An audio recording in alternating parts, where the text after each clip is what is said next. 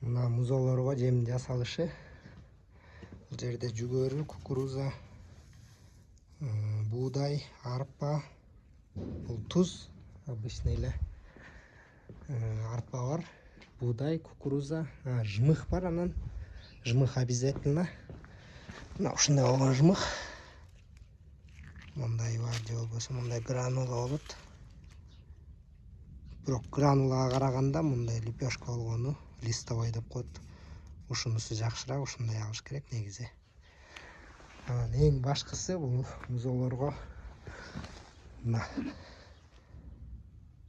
жытын айтпай эле коеюн, сасыгын, бирок аябай кандай пайдалуу. Эң сонунда бул жерде мясо, костный мука, мел, анан витаминдер бар.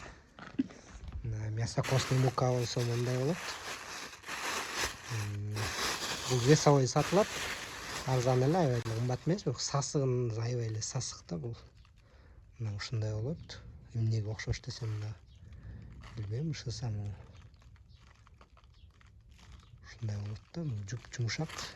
Бирок аябай жакшы карабаш керек. Мындай кычкылжыт болбош керек да.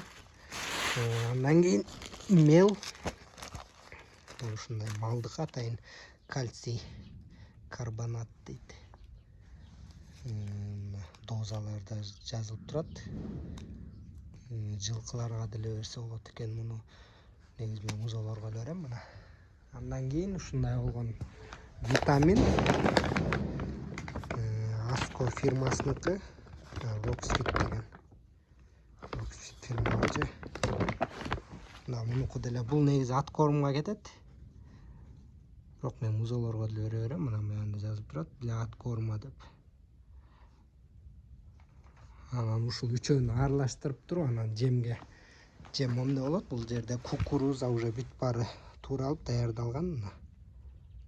Анан ушуну эле кошуп туруп аралаштырып берилет.